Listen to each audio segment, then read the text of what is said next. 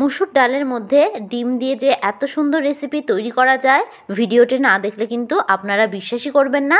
এই রেসিপিটি থাকলে কিন্তু মাছ মাংসের অন্য কোনো কিছুর প্রয়োজনই হবে না, আর একবার খেলে বারবার কিন্তু এই রেসিপিটি খেতে মন চাইবে।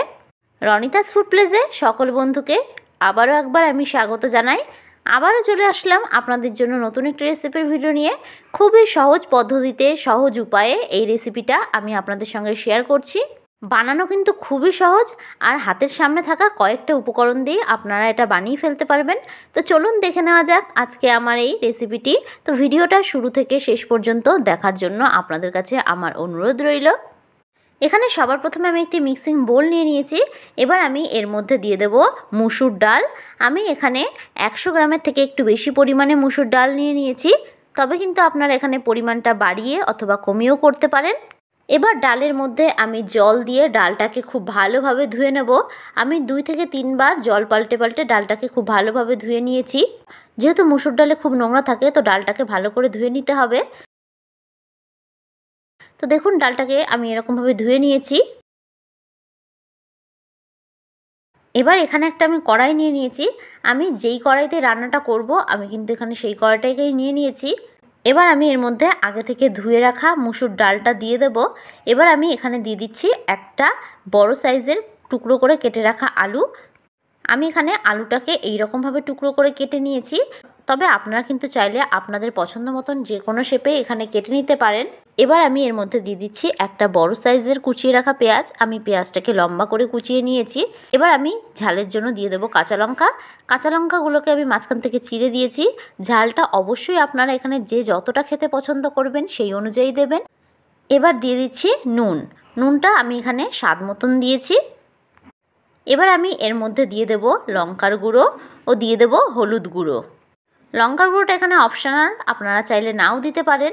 এবার আমি এর মধ্যে দিয়ে দেব সর্ষের তেল। আমি এখানে 4 টেবিল স্পুন অনুযায়ী সর্ষের তেল দিয়ে দিয়েছি। অবশ্যই কিন্তু এখানে সর্ষের তেলটা দেওয়ার চেষ্টা করবেন।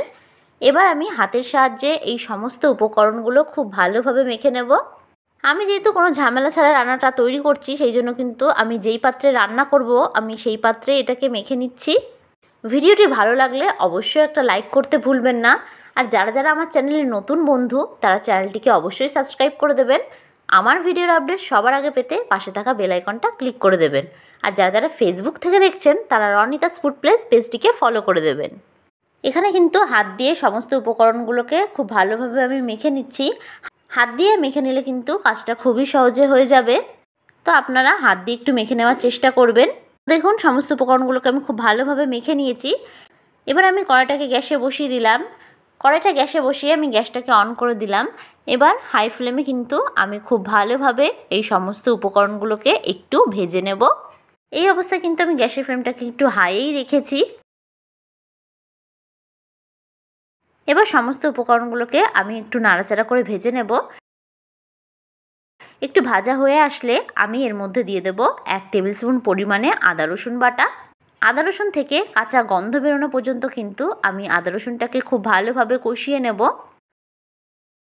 দেখুন আমার খুব ভালোভাবে আদা রসুন দিয়ে কষানো হয়ে গেছে, তবে খুব বেশি ভাজা ভাজা করার কিন্তু প্রয়োজন নেই।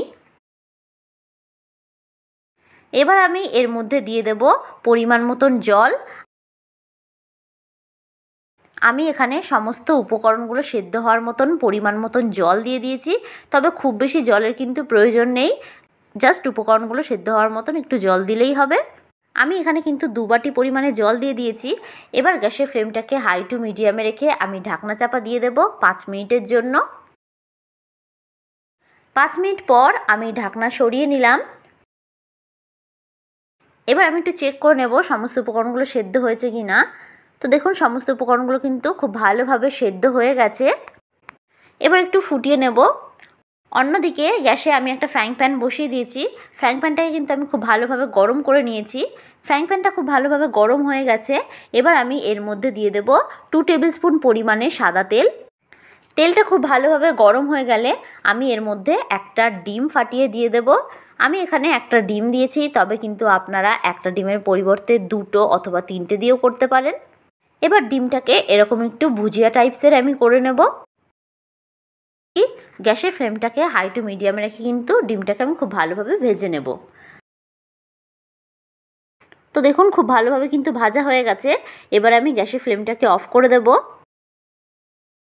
অন্যদিকে দেখুন ডালটাও কিন্তু খুব ভালোভাবে ফুটে এসেছে। এবার আমি এর মধ্যে ডিমটা দিয়ে দেব।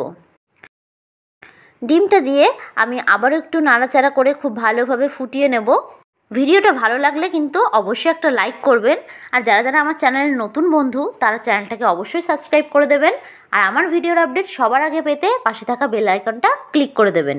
আর যারা যারা ফেসবুক থেকে দেখছেন তারা রনিতাস ফুড প্লেস পেজটিকে ফলো করে দেবেন। এবার আমি এর মধ্যে দিয়ে দেব ধনেপাতা কুচি। ধনেপাতা দিয়ে কিন্তু আমি খুব ভালোভাবে ফুটিয়ে নেব। ভিডিওটা শেষ পর্যন্ত দেখার জন্য আপনাদেরকে অসংখ্য ধন্যবাদ জানাই। আর ভিডিওটি কেমন লাগলো অবশ্যই আমাকে কমেন্ট বক্সে জানাতে ভুলবেন না। দেখুন খুব ভালোভাবে ফুটে গেছে। এবার এটাকে আমি নামিয়ে নেব। তো দেখুন খুব সুন্দরভাবে তৈরি হয়ে গেছে কিন্তু আজকে আমার এই রেসিপিটি। তো এই রেসিপিটি বাড়িতে একবার হলে ট্রাই করে দেখবেন, সকলেরই খুব ভালো লাগবে। বারবার রিকোয়েস্ট আসবে আপনার কাছে এই রেসিপিটি তৈরি করার জন্য। তো আজকের মতন বিদায় জানালাম। আশা করি আপনারা সকলে ভালো থাকবেন, সুস্থ থাকবেন। ধন্যবাদ।